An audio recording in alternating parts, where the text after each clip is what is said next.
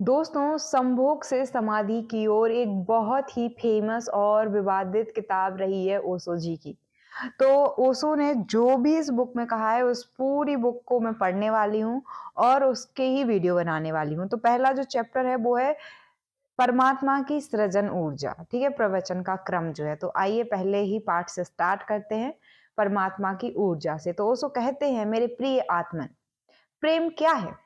अब आप अपने अनुसार बता सकते हैं मुझे कि आपके अनुसार प्रेम क्या है। फिर आइए चर्चा करते हैं जो प्रेम के बारे में ओशो ने कहा है। जीना और जानना तो आसान है, लेकिन कहना बहुत कठिन है। जैसे कोई मछली से पूछे कि सागर क्या है, तो मछली कह सकती है, यह है सागर, यह रहा चारों तरफ वही है। लेकिन कोई पूछे कि कहाँ कहो क्या है, बताओ मत, तो बहुत कठिन हो जाएगा मछली को। आदमी के जीवन में जो श्रेष्ठ है, सुंदर है और सत्य है, उसे जिया जा सकता है, जाना जा सकता है, हुआ जा सकता है, लेकिन कहना बहुत मुश्किल है। और दुर्घटना और दुर्भाग्य है कि जिसमें जिया जाना चाहिए, जिसे हुआ जाना चाहिए, उसके संबंध में मनुष्य जाति 5-6 हजार वर्ष से केवल बातें कर रही है।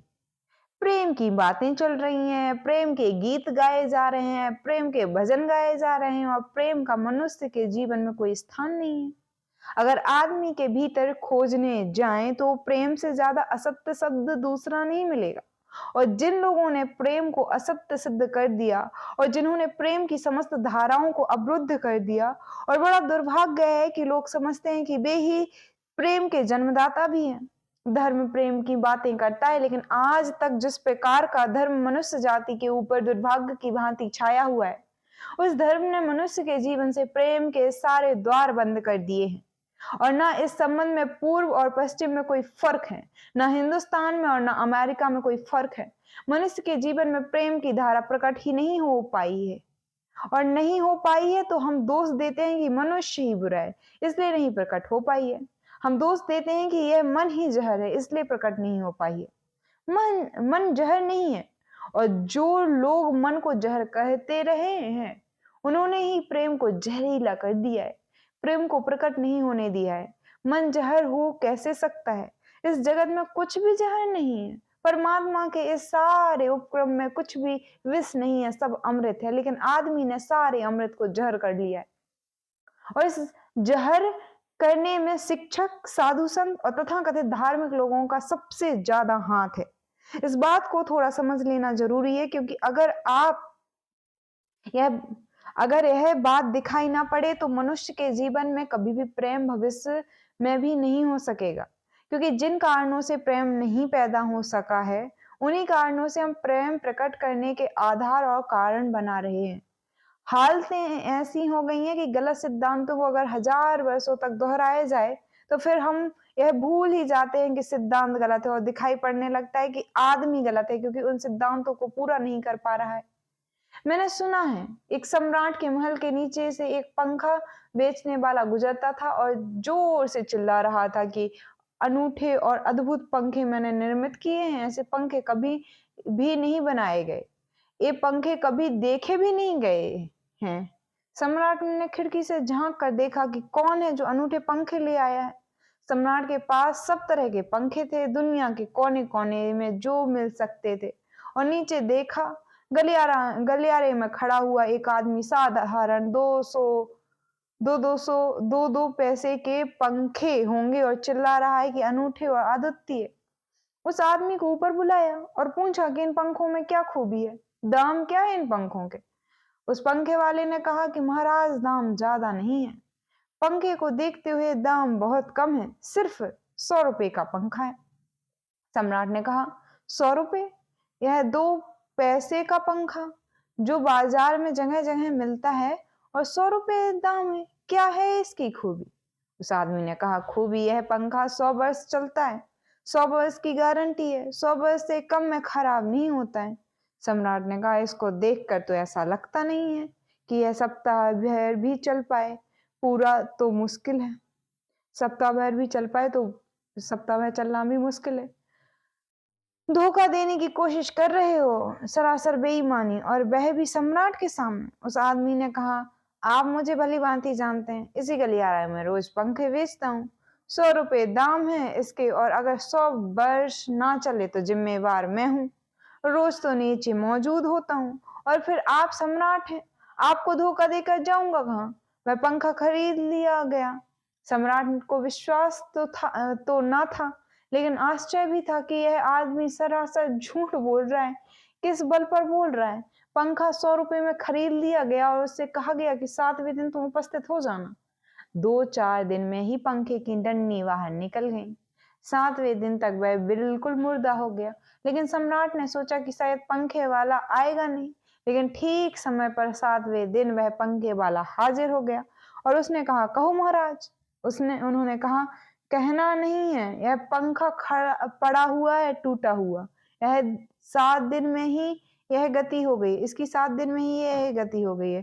तुम कहते हो 100 वर्ष चलेगा।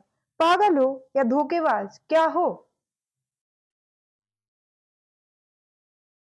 उस आदमी ने कहा कि मालूम होता है आपको पंखा चलाना नहीं आता, झलाना नहीं आता। पंखा तो 100 वर्ष चलता ही, पंखा तो गारंटेड है।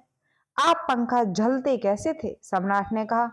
और भी सुनो, अब मुझे यह भी सीखना पड़ेगा कि पंखा कैसे किया जाता है।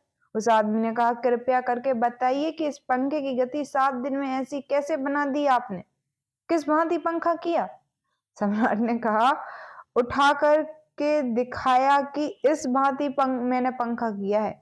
उस आदमी ने कहा, समझ गया, भूल, इस तरह पंखा नहीं किया जाता।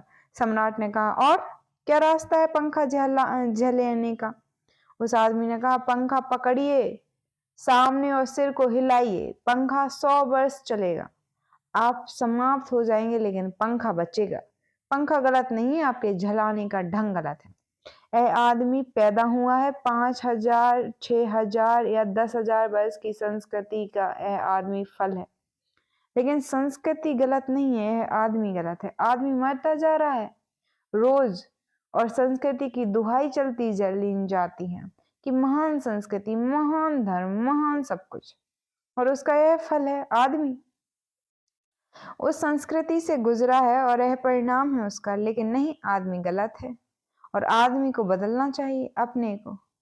और कोई कहने की हिम्मत नहीं उठाता कि कहीं ऐसा तो नहीं कि 10,000 वर्षों में जो संस्कृति और धर्म आदमियों को प्रेम से नहीं भर पाए, वह संस्कृति और धर्म गलत है।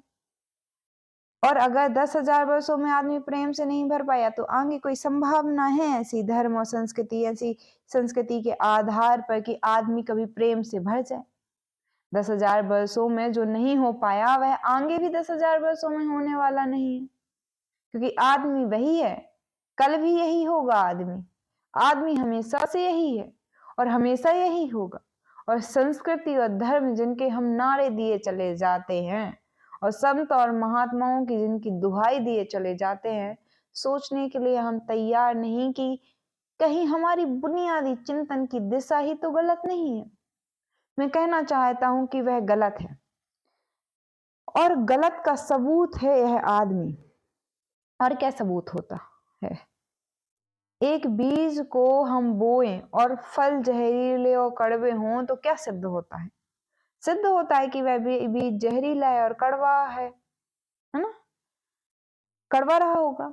हालांकि बीज में पता लगाना मुश्किल है कि उसमें जो फल पैदा होंगे वे कड़वे पैदा होंगे।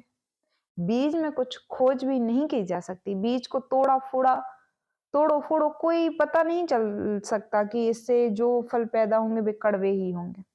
बीज को बो 100 वर्ष लग जाएंगे, वृक्ष होगा, बड़ा होगा, आकाश में फैलेगा, तब फल आएंगे और तब पता चलेगा कि वे फल कड़वे हैं, वो बीज कड़वा है।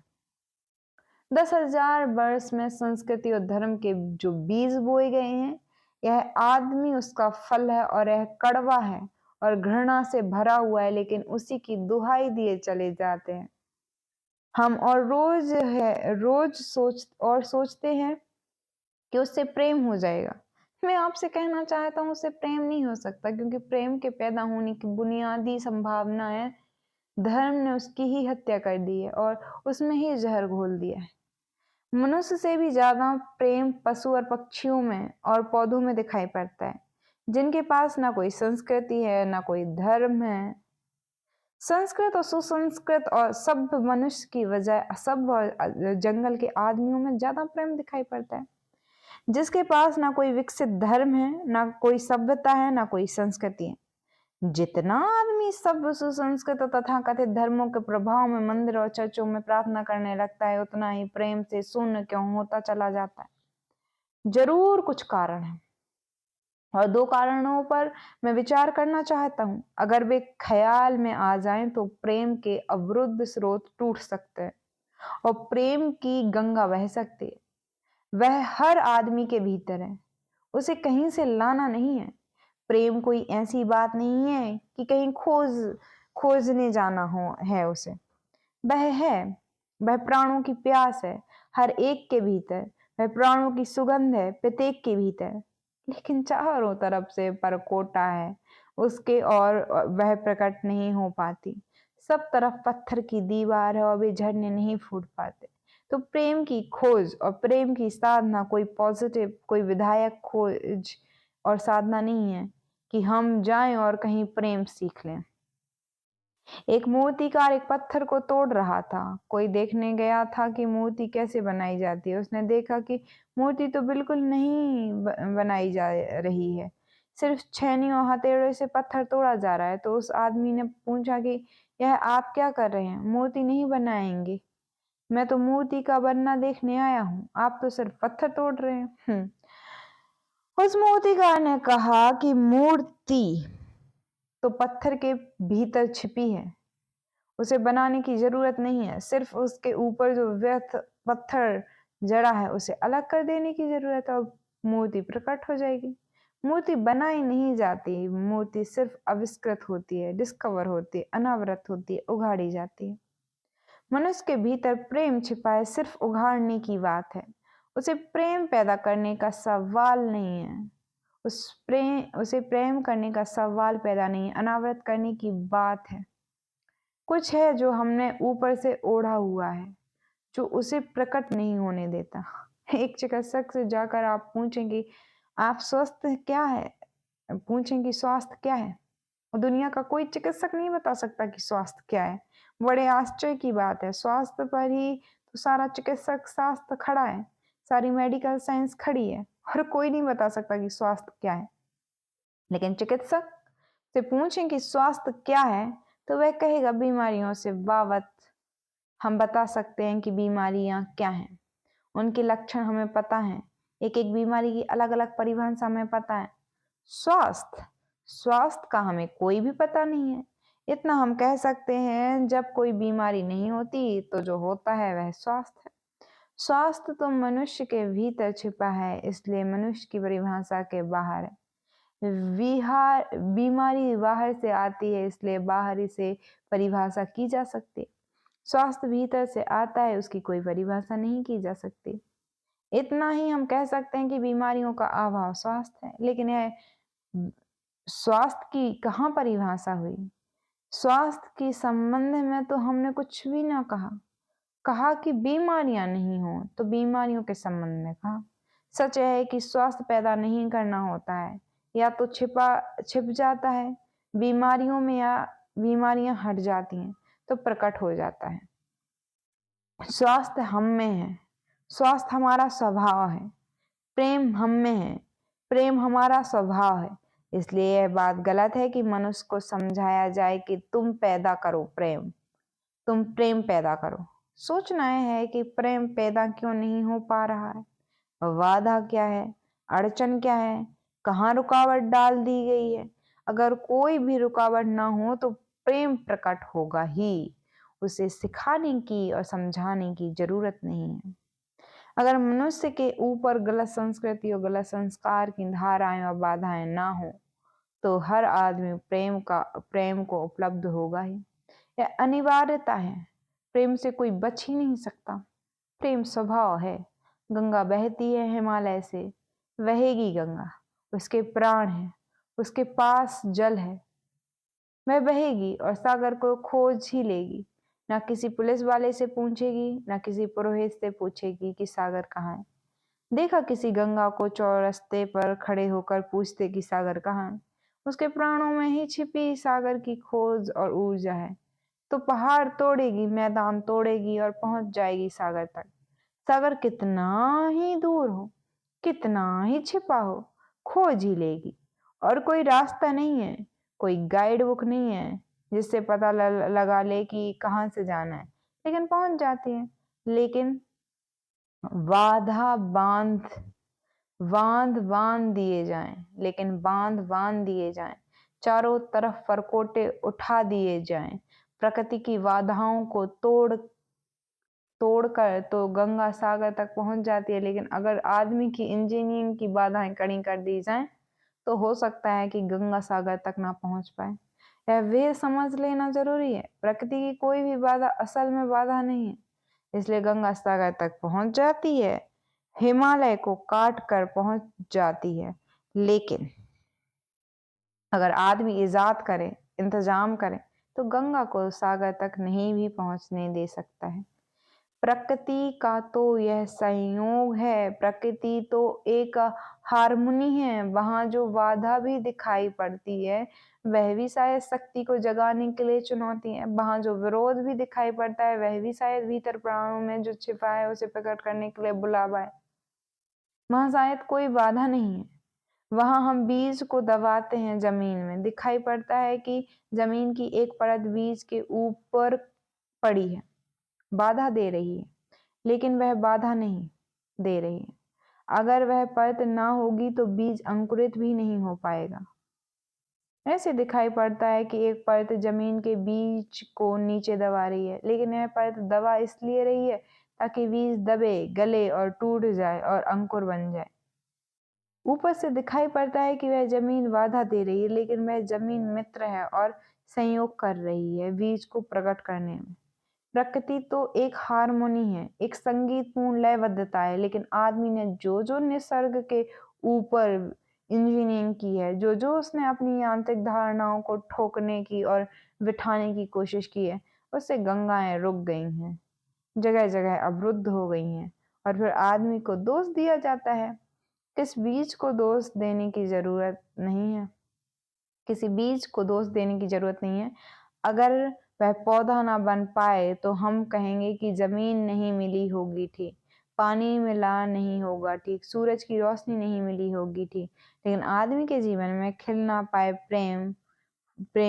खिल ना पाए फूल प्रेम का, तो हम कहते हैं तुम हो जिम्मेदार। और कोई नहीं कहता कि भूमि ना मिली होगी ठीक, पानी ना मिला होगा ठीक, सूरज की रोशनी ना मिली होगी ठीक, इसलिए आदमी का पौधा अवरुद्ध रह गया है, विकसित नहीं हो पाया है, फूल तक नहीं पहुंच पाया है।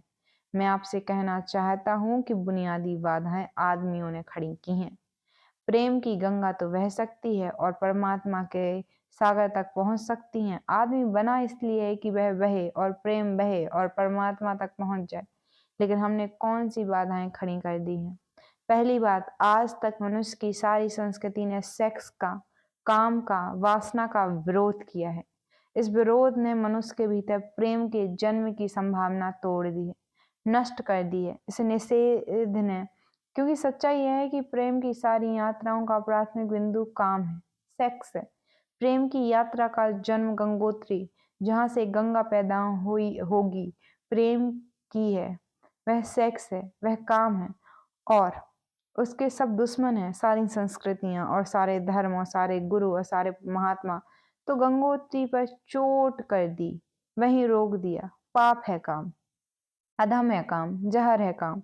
और हमने सोचा भी नहीं कि काम की ऊर्जा ही, सेक्स एनर्जी ही अत्यंत अंततः प्रेम में परिवर्तित होती है और रूपांतरित होती है।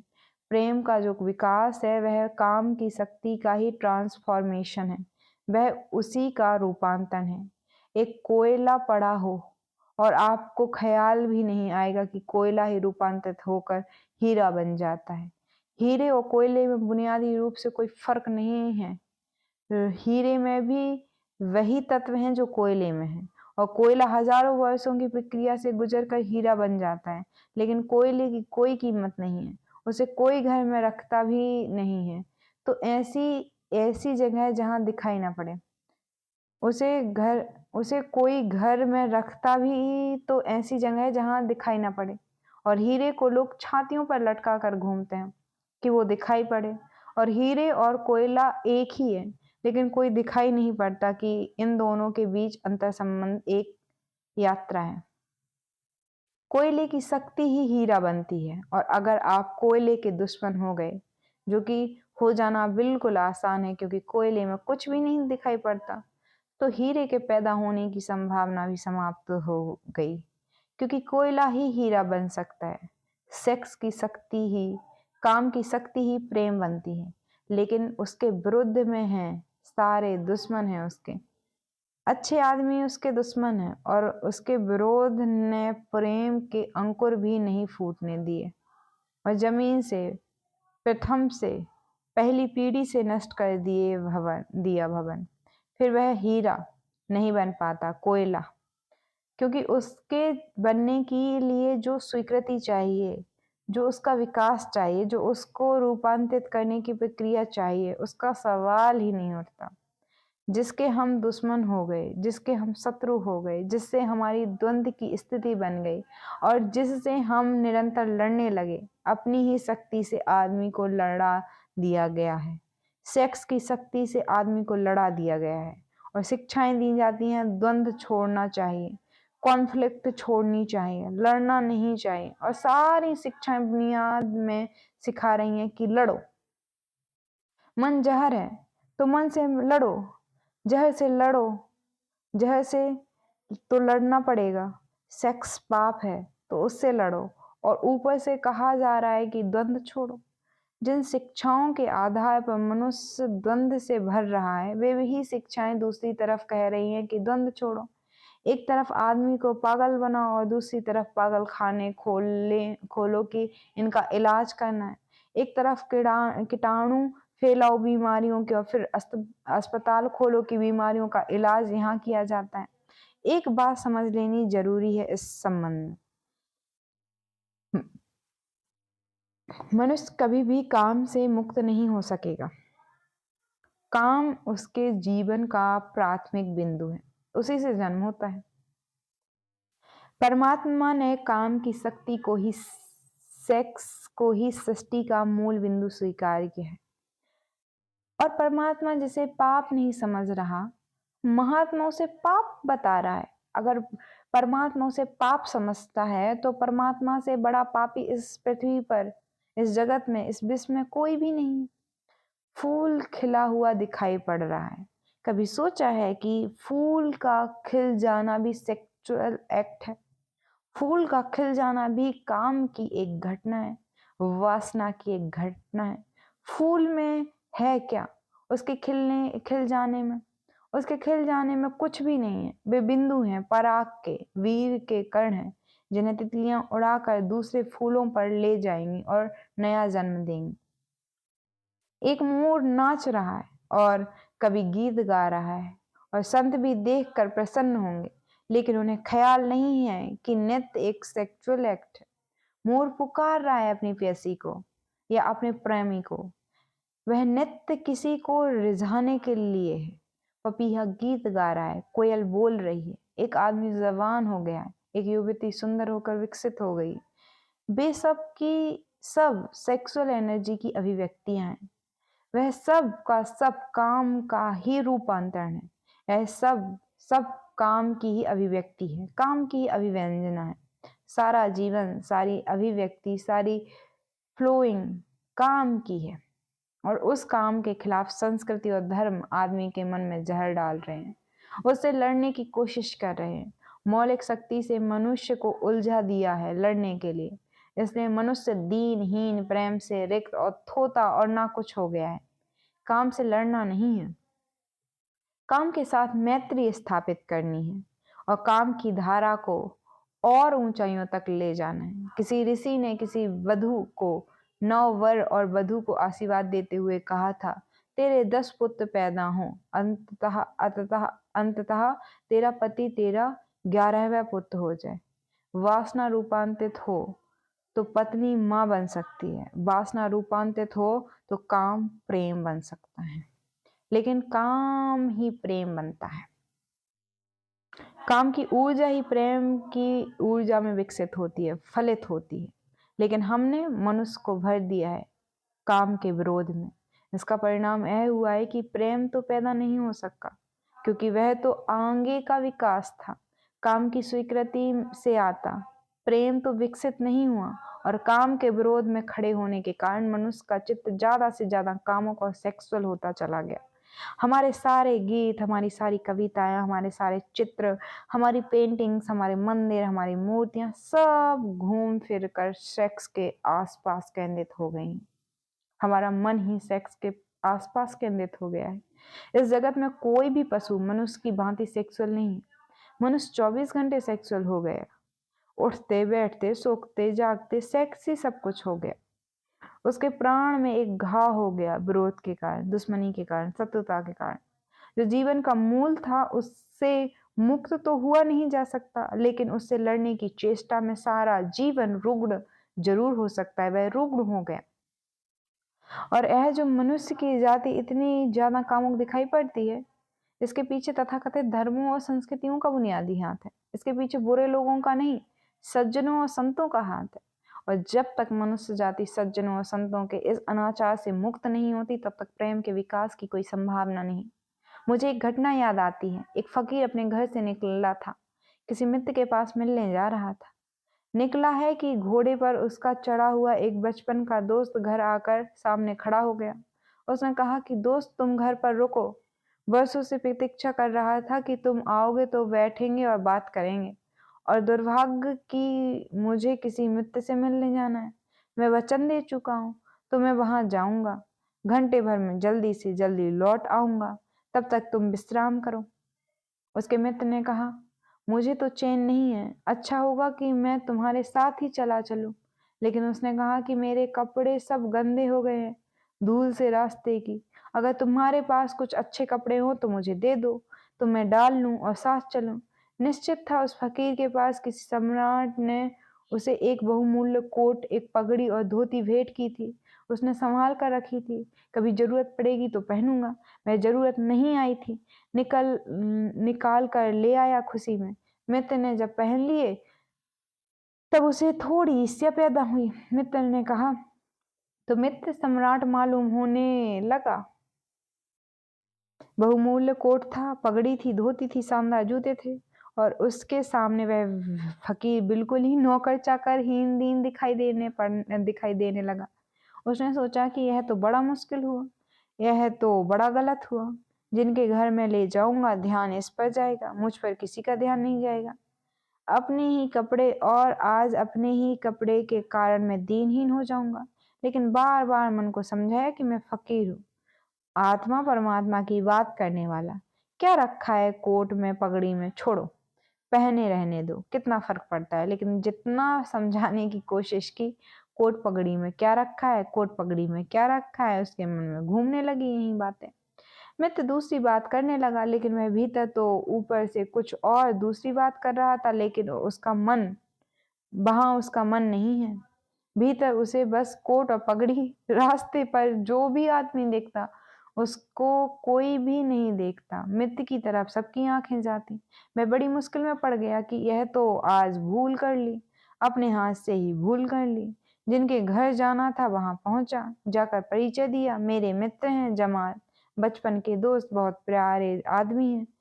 और फिर अचानक अनजाने मुंह से निकल गया कि रह गए कपड़े सो कपड़े मेरे हैं, क्योंकि मित्र भी जिनके घर गए थे वे भी उसके कपड़ों को देख रहे थे, और भीतर उसके चल रहा था कोट पगड़ी, मेरी कोट पगड़ी, और उन्हीं की वजह से मैं परेशान हो रहा हूँ। निकल गया मुंह से कि रह गया कपड़े सो कपड़े मेरे। मित्र भी हैरान हुआ, घर के लोग भी हैरान हुए कि यह क्या पागलपन की बात है। ख्याल उसको भी आया बोल जाने के बाद, तब पछताया कि यह तो भूल हो गई। पछताया तो और दबाया अपने मन को।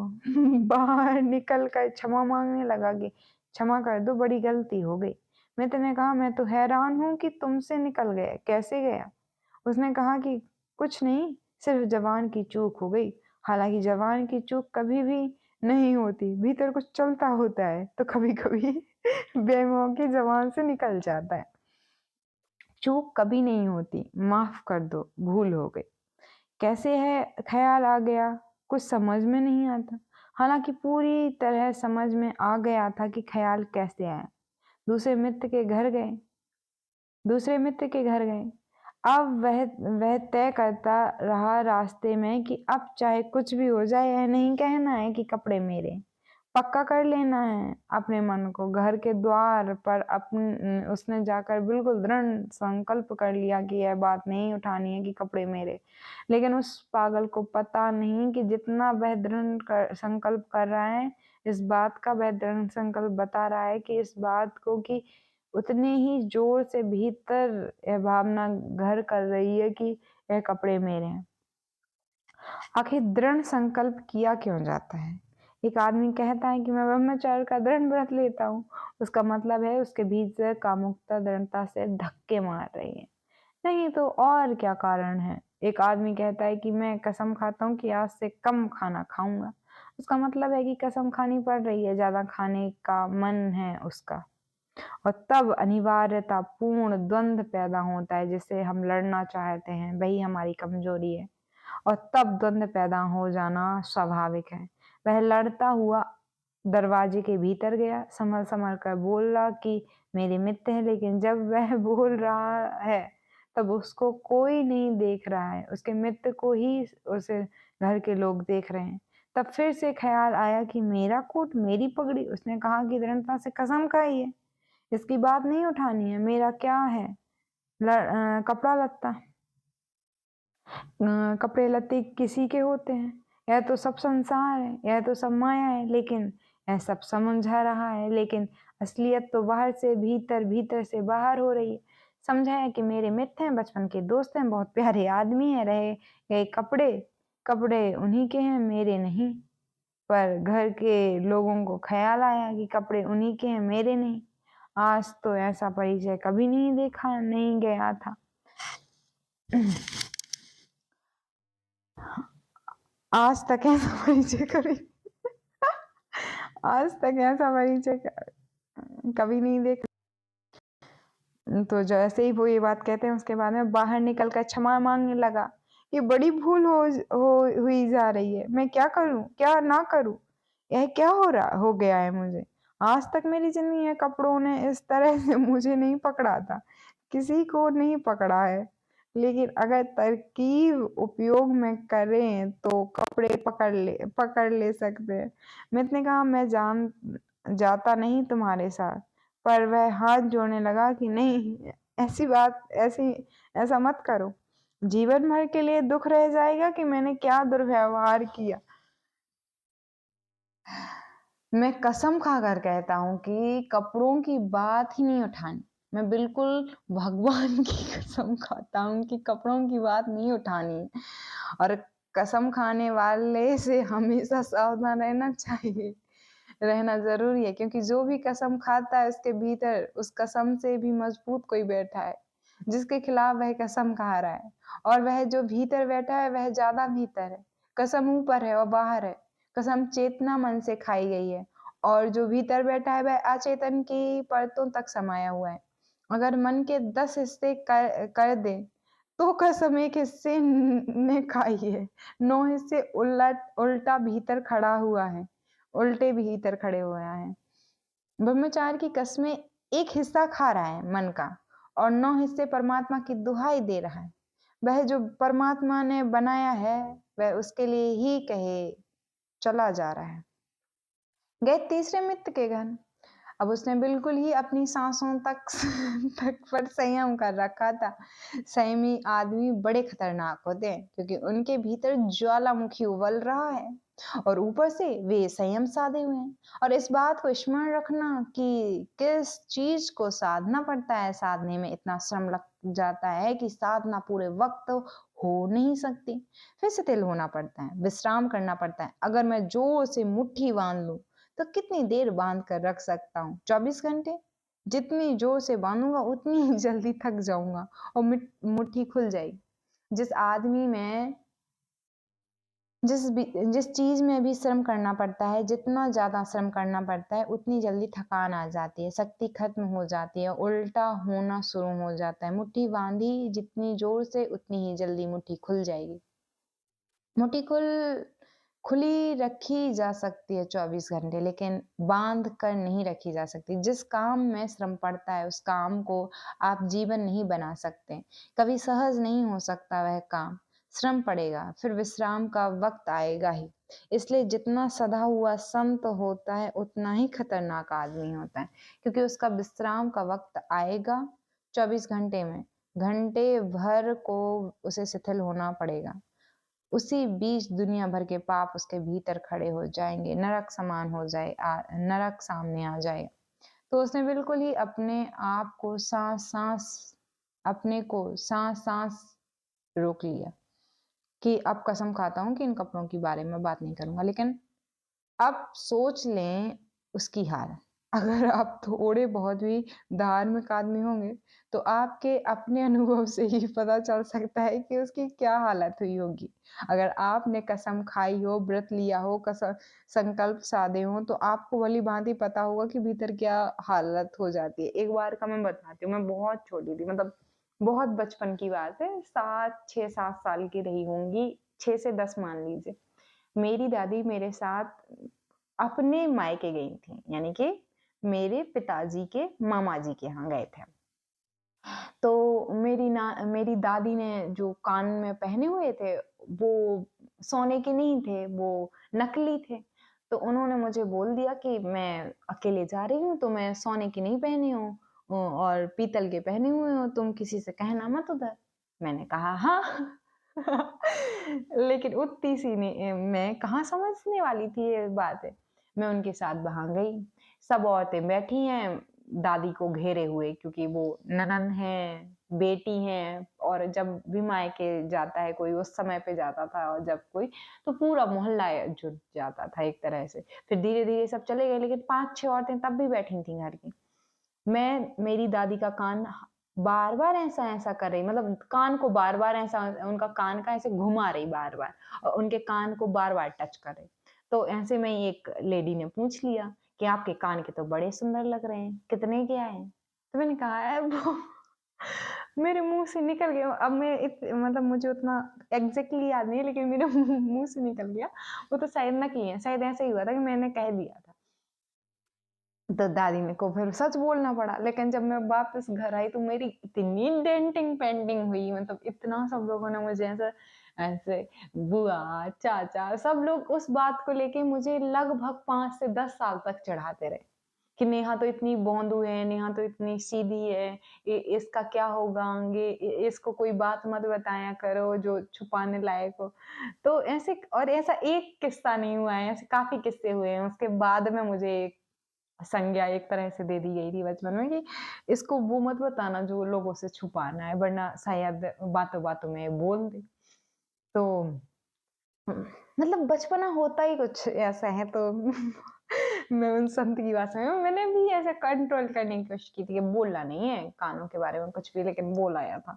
तो मैं समझ सकती हूँ इस हालत को। वैसे आज तक की उम्र में 24 साल की हो गई हूँ, आज तक मैंने कसम, कौल, वादे वादे तो नहीं, कुछ नहीं किया है, बस कस्में-वस्में नहीं खाई। संकल्प लिए हैं पढ़ाई वगैरह करने के और उनको कुछ हद तक पूरा किया है, कुछ हद तक बस पढ़ाई को लेके संकल्प किए हैं, बाकी संकल्प भी नहीं किए हैं। चलो आगे बढ़ते हैं। तो उसने बिल्कुल ही अपने को साँस-साँस रोक लिया और कहा कि अब कसम खाता हूँ कि इन कपड़ों की बात ही नहीं उठानी है। लेकिन आप सोच लें कि उसकी हालत, अगर आप थोड़े बहुत ही भी धार्मिक होंगे, तो आपको अपने अनुभव से भी पता चल सकता है कि उसकी क्या हालत हुई होगी। अगर आपने कसम खाई हो, व्रत लिया हो, संकल्प साधे हों, तो आपको भली-भाँति पता होगा कि भीतर क्या हालत हो जाती है। भीतर गया, उसके माथे से पसीना चू रहा था। इतना श्रम पड़ रहा है, मित्र डरा हुआ है उसके पसीने को देखकर कि वह उसकी सब नसें खिंची हुई हैं। वह बोल रहा है एक-एक शब्द कि मेरे मित्र हैं, बड़े पुराने दोस्त हैं, अच्छे आदमी हैं, और एक क्षण को वह रुका, जैसे भीतर से और कोई ज़ोर का धक्का आया हो, और सब बह गया, बाढ़ आ गई और सब बह गया हो। और उसने कहा कि रह गई कपड़ों की बात, तो मैंने कसम खा ली है कि कपड़ों की बात ही नहीं करनी है।